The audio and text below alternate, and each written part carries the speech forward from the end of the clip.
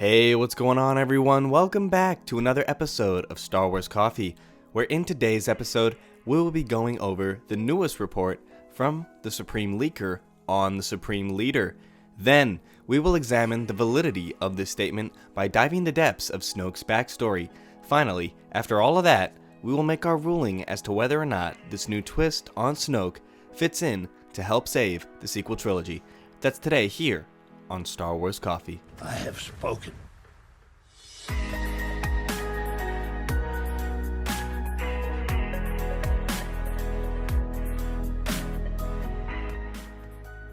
Hello there to all of the returning subscribers, but if you're new to the channel and you're just finding me for the first time, be sure to hit that subscribe button, hit that like button on this video and any other video from the channel that you check out, and be sure to hit that notification bell so that the bell is completely filled in, as this is the way you will never miss a new video the second it goes live. Do it. Last thing before we get started with this first story from the Supreme Leaker, I am having a 10% off of the official Star Wars Coffee merchandise. That's 10% off using the code COFFEE at checkout. COFFEE, coffee at checkout for 10% off your order of Star Wars Coffee merchandise. Get that mug. Get that mug. You know you want it, just get it. Do it. You know you want to drink coffee out of the Star Wars coffee mug. Who doesn't? Do it. With that being said, now let's dive into this first story from the Supreme Leaker. So there will be spoilers from Star Wars The Rise of Skywalker in this video, so this is your spoiler warning for anybody who doesn't want to know anything more about the plot for episode 9. So as mentioned, this first story comes to us from Mr. Jason Ward over at MakingStarWars.net, the Supreme Leaker himself. He has an exclusive story, how Star Wars The Rise of Skywalker answers the final mystery of Snoke. Quote, "A new beginning.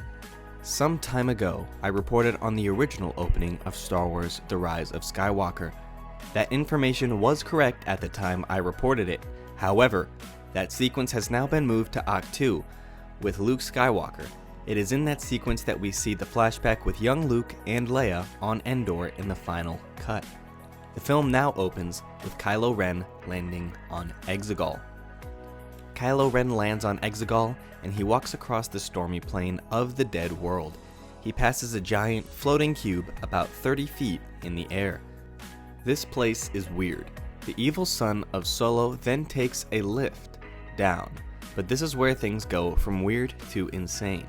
I mean really insane.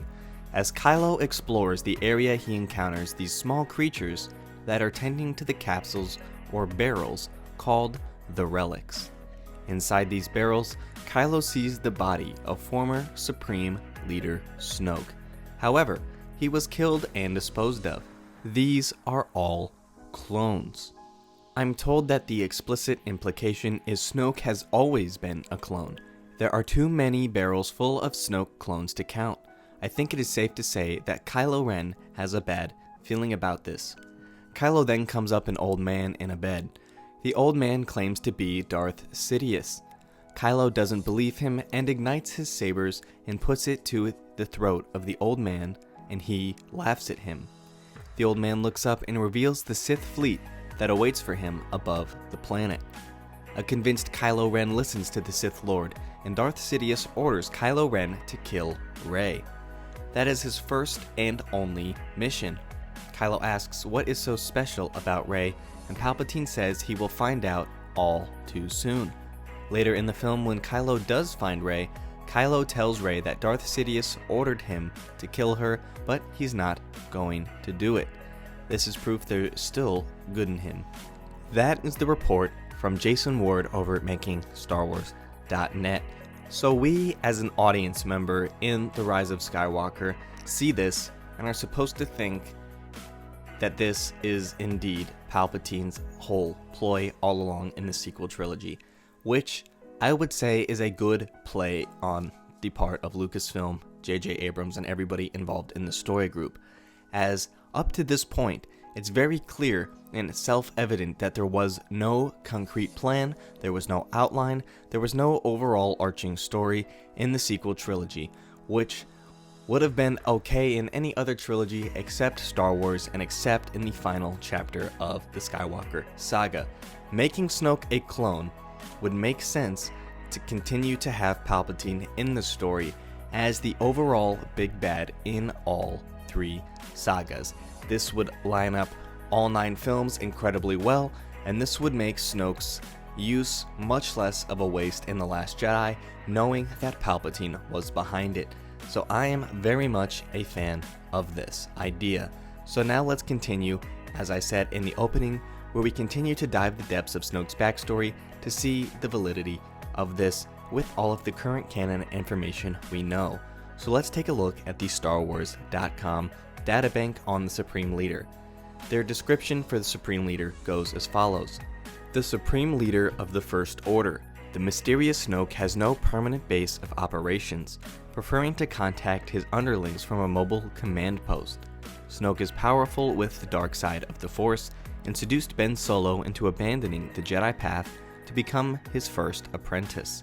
But Snoke also commands General Hux and the technological war machine the First Order has engineered to destroy the New Republic and Leia Organa's resistance.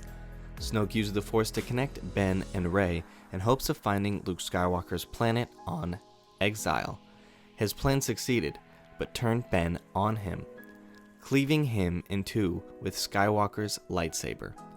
A master of the Force and a seeker of arcane lore, Snoke seduced young Ben Solo when the Force-sensitive boy desperately needed a teacher.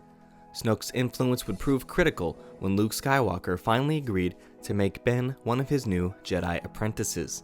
Ben destroyed Luke's temple, left with several of his students, and slaughtered the rest. Snoke then became his new master. Snoke's plans were coming to fruition.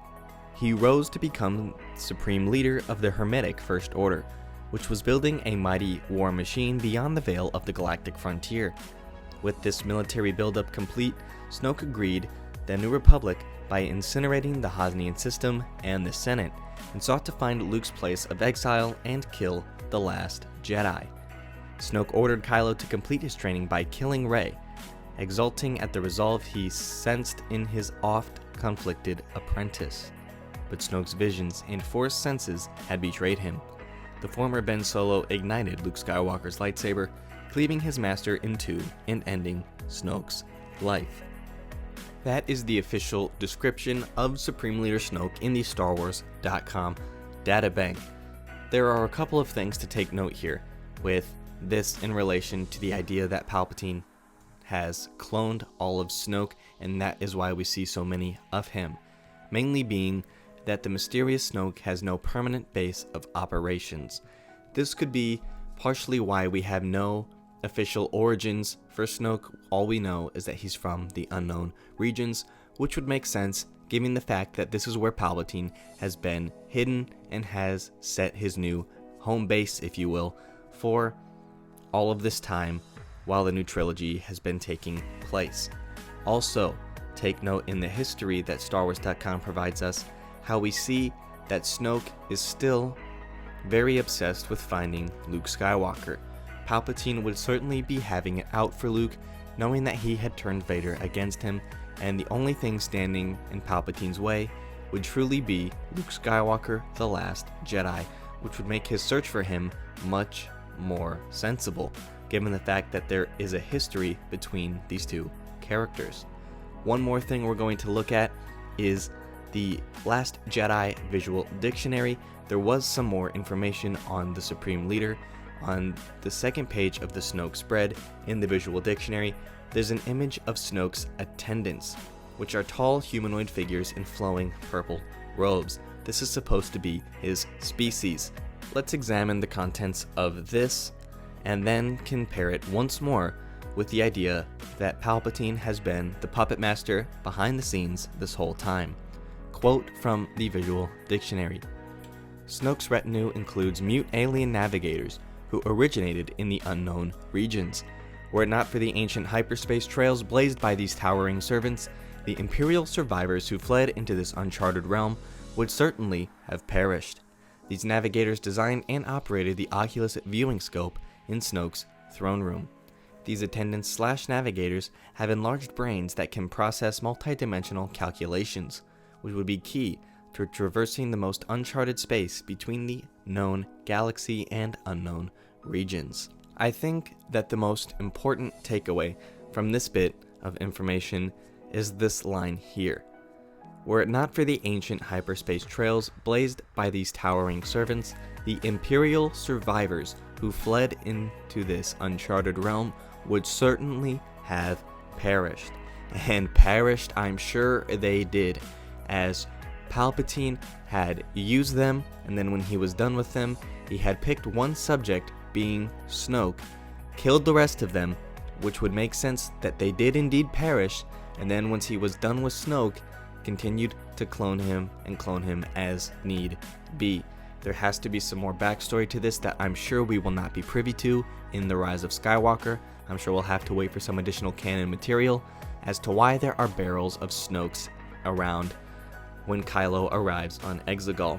But it would certainly make sense that these navigators designed and operated the Oculus viewing scope in Snoke's throne room, very similar to what we saw Palpatine using in Return of the Jedi, making much more sense continuing on the multi-dimensional calculations, which would be key to traversing the most uncharted space between the known galaxy and unknown regions, giving Palpatine his way off in the unknown regions where he can recover, aid himself, and sustain his life while growing his empire from behind the curtain of the galaxy, leaving the rest of the known galaxy to think that everything is fine until Palpatine is ready to make his reign once more.